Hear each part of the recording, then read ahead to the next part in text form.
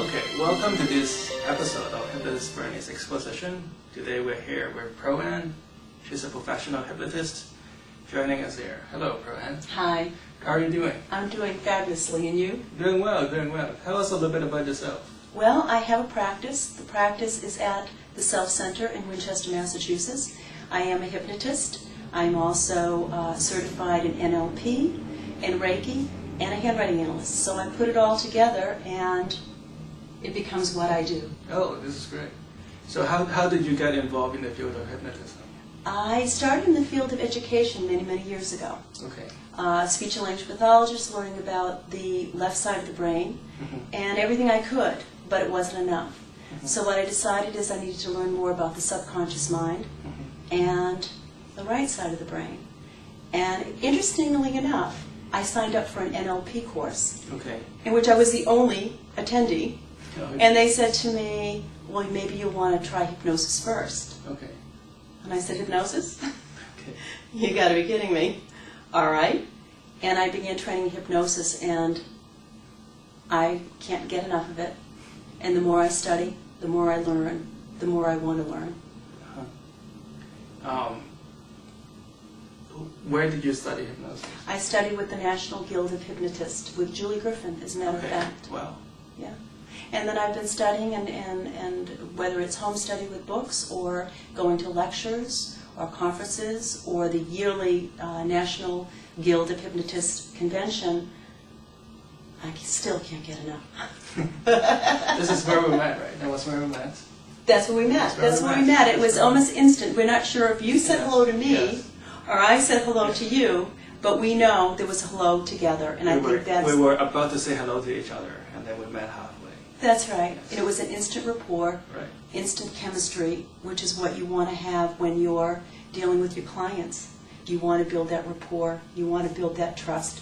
You want to build that energy that I think that you and I had when we said hello. Yes. From the get-go. From the get-go. From the get-go. And it's a week later, by the way, and here we are again. It's a match made in Marlborough. It's a match made in Marlborough, Massachusetts.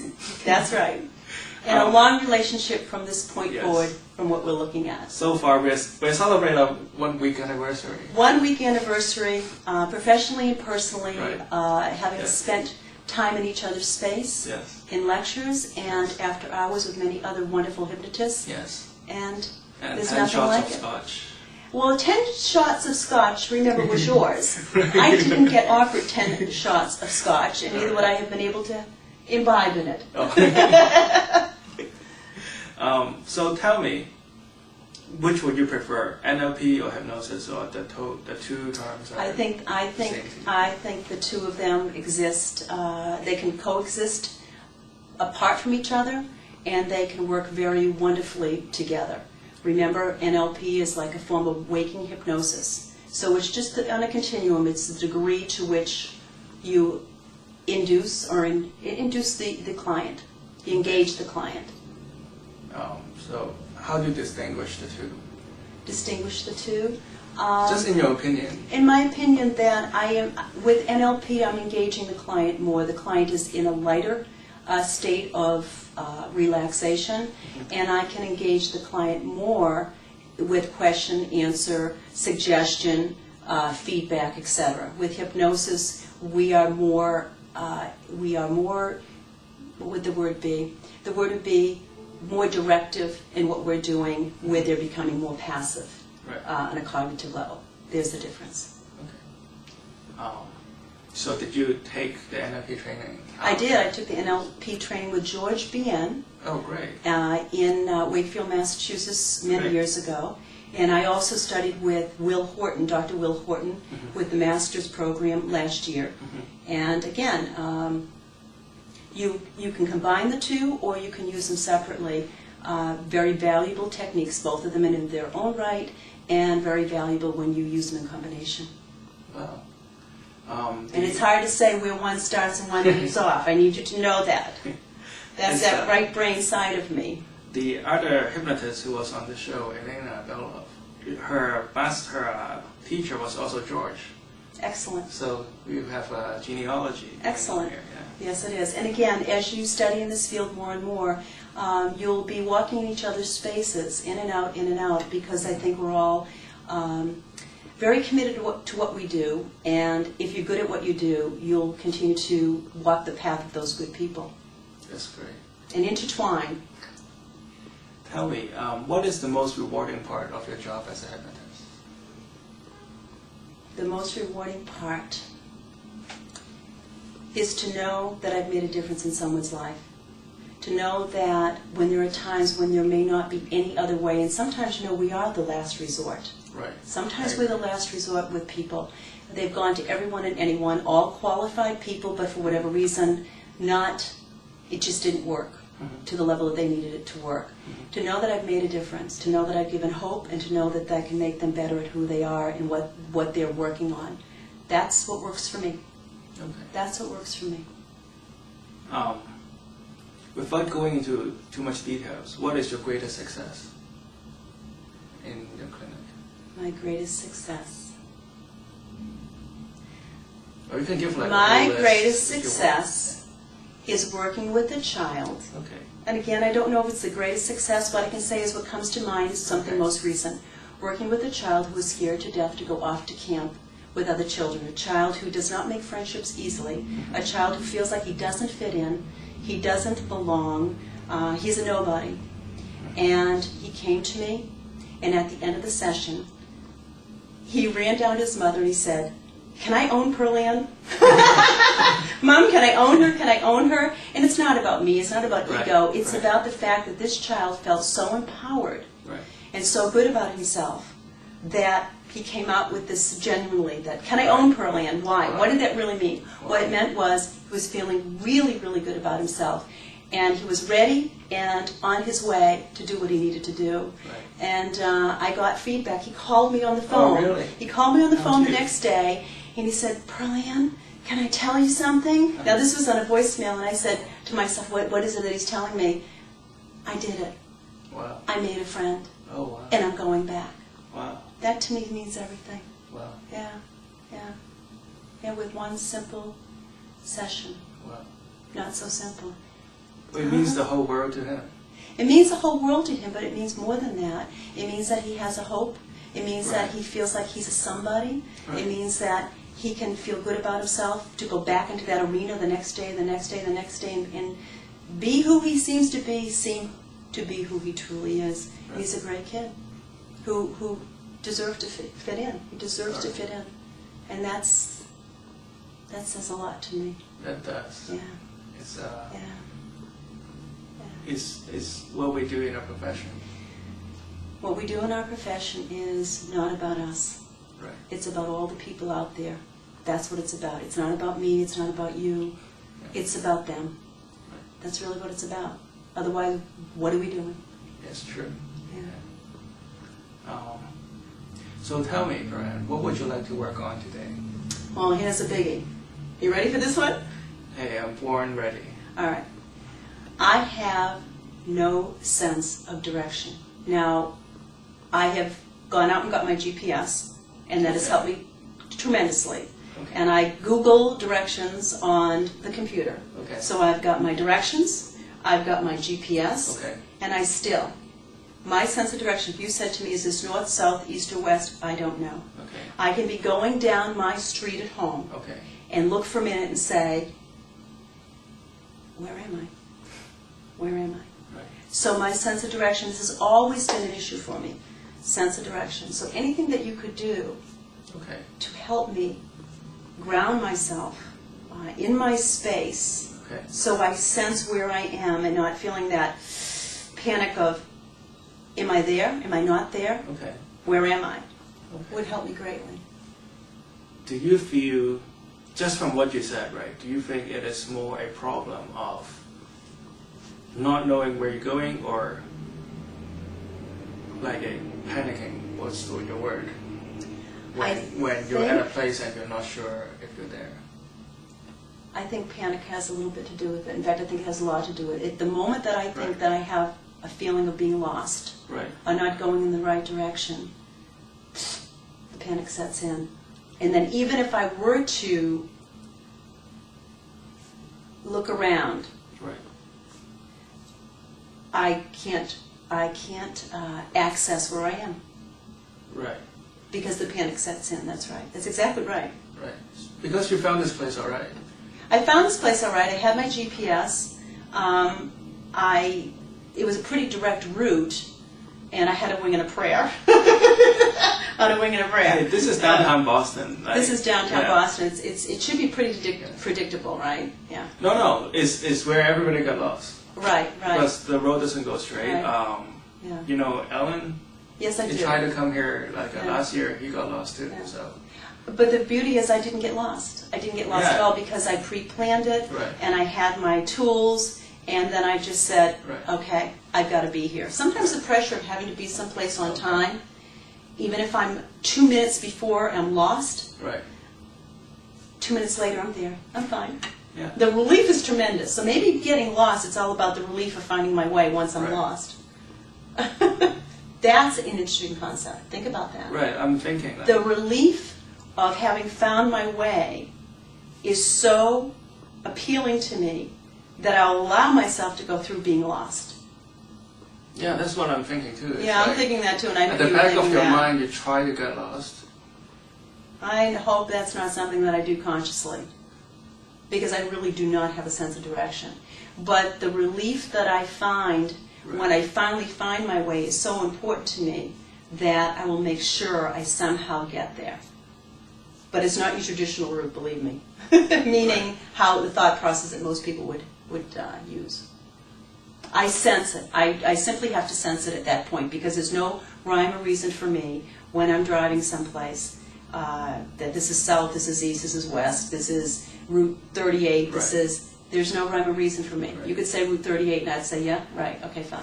And the problem is this is Massachusetts. This is Massachusetts. And the road leads to nowhere. And the road leads to nowhere. Where Pearlan roads sort of like matches each other. That's right. Yeah. That's right. The roads go in a circle. I get lost all the time. Yeah. My friends came to see me with their GPS. Mm-hmm. They goes, Bernie, we don't need any directions. Somewhat like life, it goes in circle after circle after circle. Yeah. So, see, I think the reality is most of us think there's a logic to life. Or roads in There's Boston. no logic. There's no logic in roads. There's no in logic. Boston. And I'm the one who's tapped into that. Right. So I feel lost. Where all the rest of you really think there's a logic. Right. So you don't feel lost. Right. Yeah. So that's sense of direction. Do you think you can do something with that? It sounds more like the problem is the panic when you do. You're not Right. sure where you are. Exactly, because And you know you're going to get panic. that's right. I know at any moment if that, Right. when that panic sets in, Right. most likely I will not be able to go the next step and find my So way. it's more like anxious about an anxiety It is. pending. So it is always Yes, in front of the back of your mind. always. So instead of Always. focusing on looking up directions and You got looking it. around you, you You're spend good. more of your You're good. time You can worrying. help me. You're good. Right. Yes. So- yes, that's exactly what it is. So do you feel that the issue here is more like A, stay calm when you're Yes. at a place, Yes. and B, be confident that you will stay calm Yes. when you're at a location. And see, Yeah. ultimately, that I will get there. Right. Because like this is not part of the tape, right? Like when we were walking around, Yeah. you know where you are. You are just not sure. You Most to likely, where I it know is. where I am. Right. I got here. Right. But at any moment, you could say, "Where are you?" And I could look and say, "Good question. Right. Good question." Right. Yeah. Have you ever met someone like that? Yes, I just did. And so, what are we going to do about it, Maestro? All right. I've never worked on it. So let's do something simple and fundamental, right? All So right, you got it. so we try to shoot it in like one straight line, right? So Okay. like I've never seen the MRI scan of somebody who got lost, right? so we don't know how the brain You can- functions, No. right? No. But like we can tell your unconscious mind to be more aware All right. of where you're going. I could use that. Awareness is very important. Second thing is, I feel, and you can disagree with me, I'm just articulating Okay, go ahead. what we have just talked about, is the sense of panic is your word, right? It is panic. There's nothing like it. That you get when you feel you're lost, right? That's right. So, very uncomfortable. right. So that's the thing that's actually bothering you, right? The panic of thinking that I will be lost, or the panic of at the moment I think I'm lost. Yes. Right. Yes. I think so. Right. I think so. I think. But that is like the end point of it, right? Yeah. But what I feel is most troubling to you is the fear of an impending anxiety. The fear of not finding my way. Like, you know, you're at some point of the trip, you may get panic. Yep. So you either do things to avoid getting panicked, or that you spend time worrying about being panicked. So that talks up more of your energy. That's right. That than takes emotional panic, energy, so that the cognitive energy depletes. Right. So you just spend all the time avoiding things, and instead of like looking around, trying to find like road signs and grounding like myself to those things that would be signals in the environment. Right. Yes, that's probably true. Like that's like the right thing to do. When Right. you're right. The right thing to do, and the logical thing to do would be to say, okay, what street am I on now? Right. What route am I on now? And what am I road? At the back of your mind, you want to have like a map, right? Okay, I'm turning 2 lights ahead, right? That's right. Or like, I don't know how many lights ahead it is, but like soon enough, you can like visualize the path, right? But instead of like spending the back of your mind visualizing the path, your back of your mind is like, oh no, you know. I'm much more auditory than visual, and that's the issue. Okay. Making images so and the visual. GPS is a great investment. The GPS is auditory. Shut off the auditory with the GPS and I'm dead in the water. That's what I like most about GPS. I'm already busy looking around. Yeah, exactly. Do you realize how many times she'll go, recalculating, because I haven't done what she told me to do? But I love it because there's the auditory part that will keep me grounded in what it is I'm doing. Right. It keeps me in the moment because given the style of person that I am, I can instantly, you drive in a car for more than 5 minutes, what happens? You go into automatic pilot. Right. You're going into the right brain mode. Well, when you go into the right brain mode, there's no logic. Right. There's no necessarily directionality. There's not the words of go right, go left, Route 38, Route 42. Right. You're zoning. Right. You do that when you drive in a car. That's the hypnotic way of driving. That's what it is. Right. Well, that doesn't help someone like me who doesn't have a sense of direction to begin with.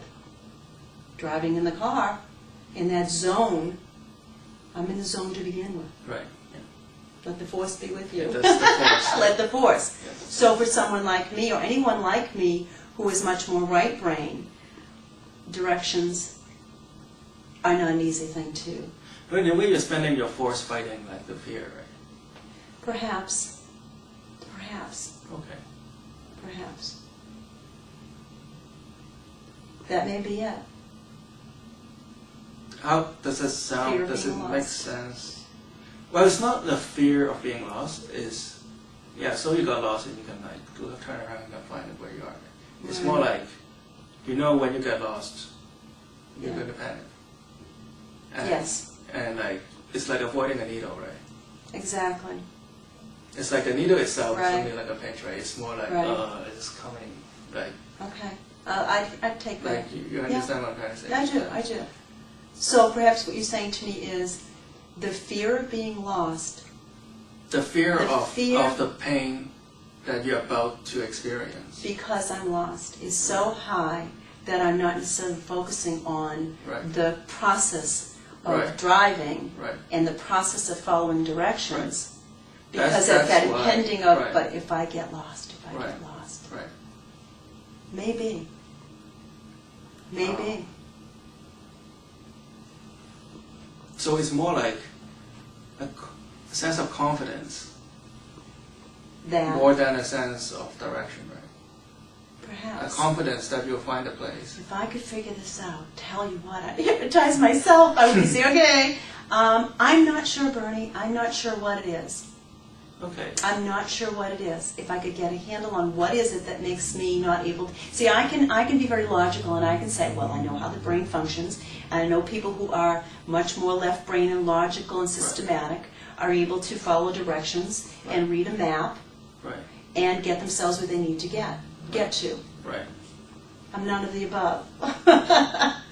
The logic, though I am structured, reading a map is not an easy thing for me. Again, I may not be the visual person who can image projecting, here I am, and there's where I need to be. Right. I have to consciously, I have to be very conscious about here I am, and let me think in my mind's eye, if I've been there before, what do I need to see? It's not like a snapshot for most, like it is for most people. They can say, here I am, this is where I need to be. I have to train myself to logically see the steps, because imaging and seeing is not an easy task. Right. Actually, I use the auditory to talk myself through it. Right. And that helps.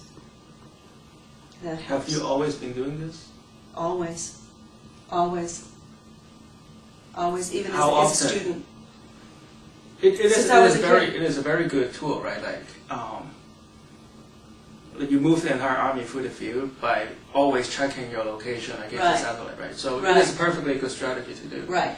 But checking it against the satellite using the image or the pictures of, I'm here, yep, now I can go there. Right. If I were to image it, simply image it, can't do it.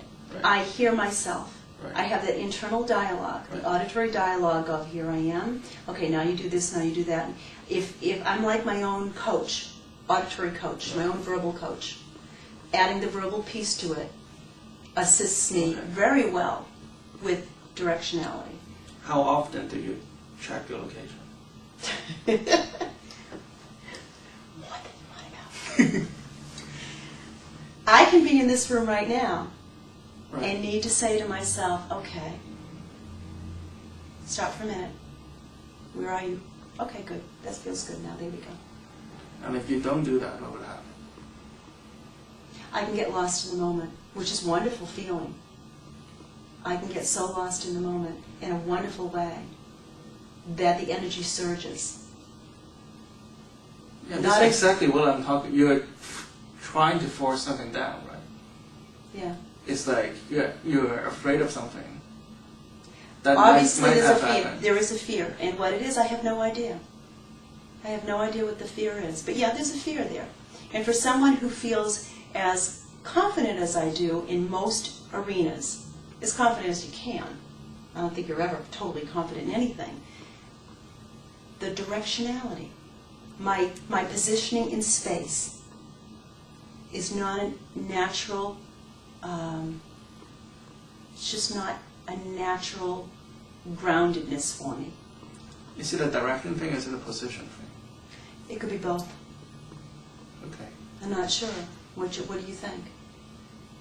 You talk more about precisely where you are than you spend time talking about getting to places.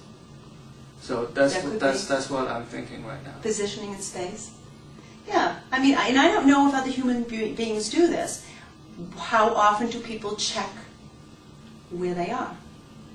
What's around them? Their positioning. I know machines do that. We program machines to do Yes. this could be off topic, but Go ahead. they were trying to build a car that could drive itself. Yeah. So like, one of the things that the problem is like, would the car know where it is? Mm-hmm. It's like a self-awareness. Mm-hmm. So. I'm not sure. I'm not sure what it is. I mean. So let's say if you're confident that when you get to some place, if you're confident that you won't feel panic,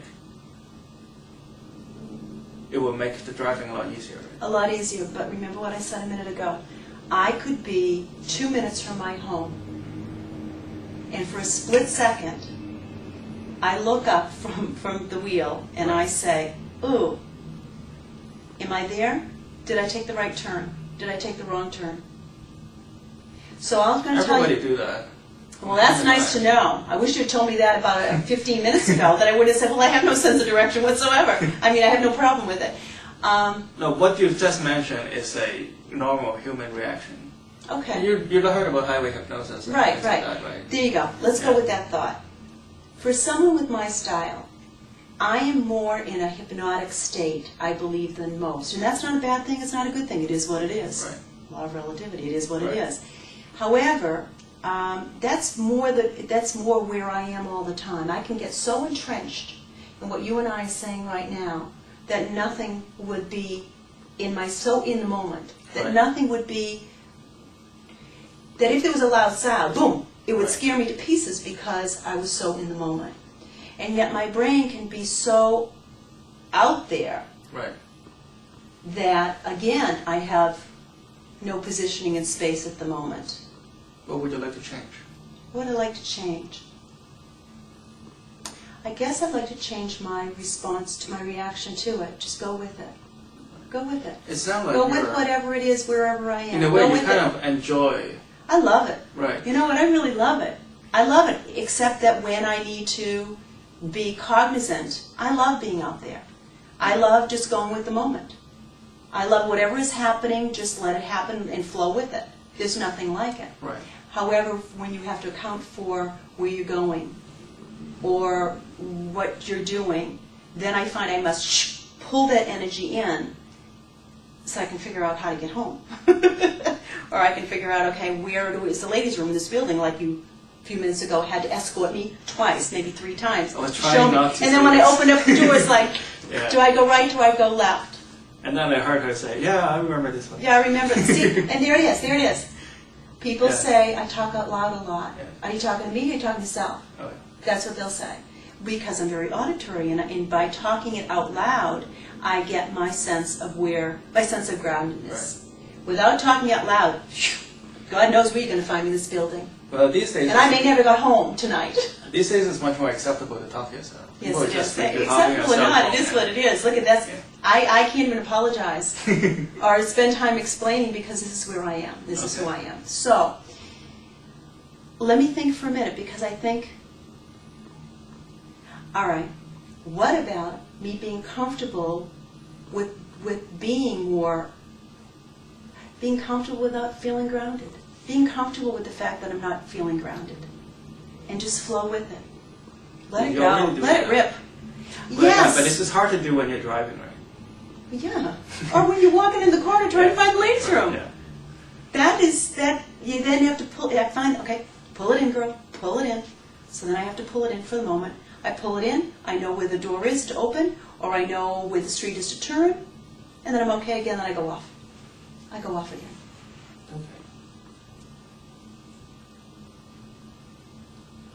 Okay.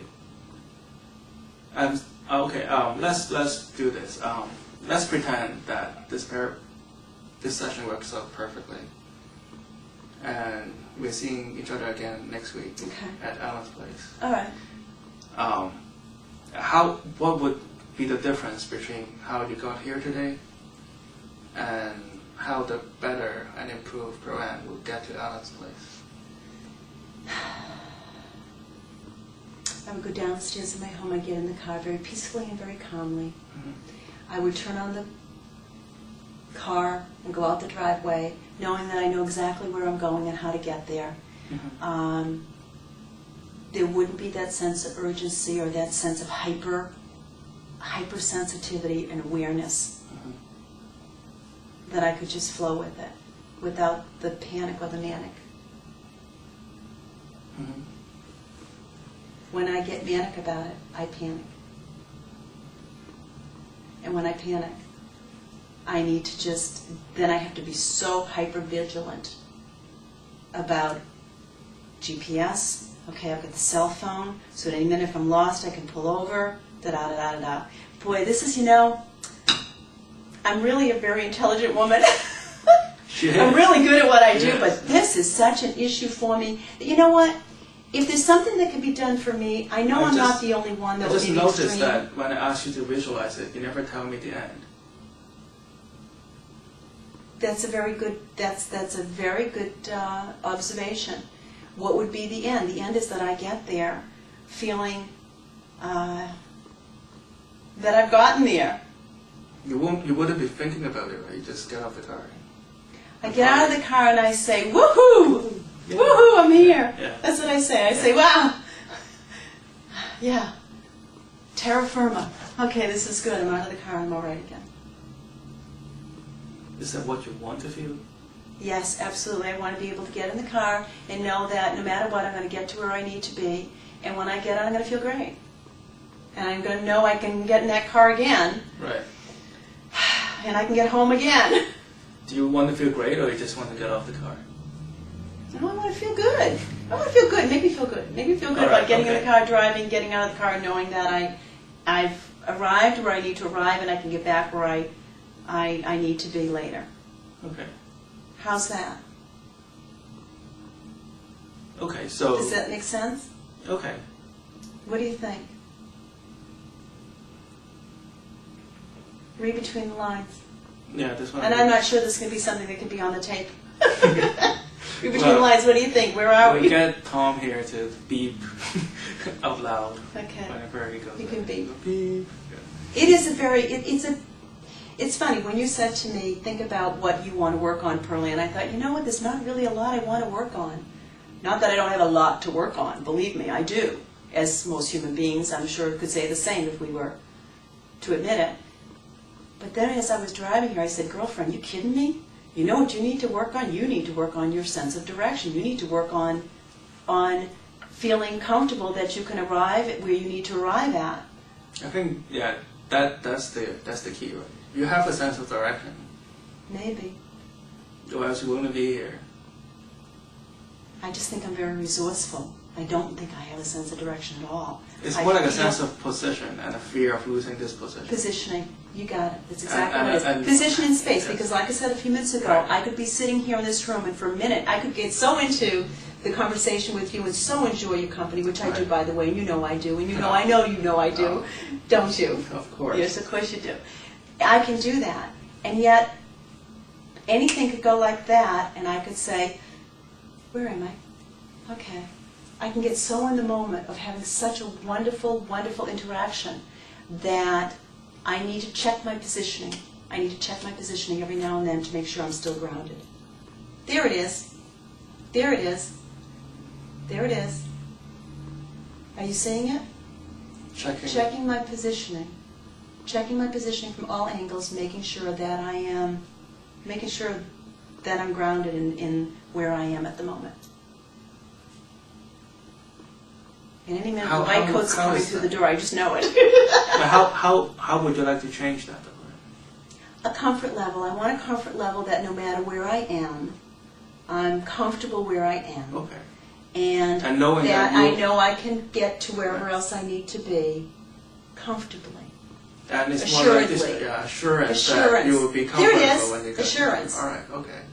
So cut out everything else in this tape. So what I want you to work on, this is what I want you to work on. I want you to work on the assuredness. You just want to feel assured. I want to feel assured. There, yeah. I want to feel assured, period. And like a quiet confidence. I want a quiet confidence so I can just be myself, assured that it's okay. There's no need to celebrate every trip. You just want to be there. I just want to and be assured. you know you'll be there. And I know I'll be there, and I know I can leave when I need assuredness. You don't have to think about that. Exactly. You don't have to spend your energy worrying about that. All right. Assuredness. Do we have it? We have it, I think. Yeah.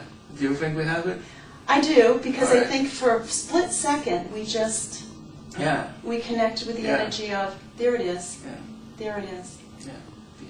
Yeah. The universe had begun. And do you notice the relief it just gave me? Oh, yeah. Are we done? He's done it already. Yes, we're done. This is called the waking hypnosis. He worked me through it. And, breathing again. This is good.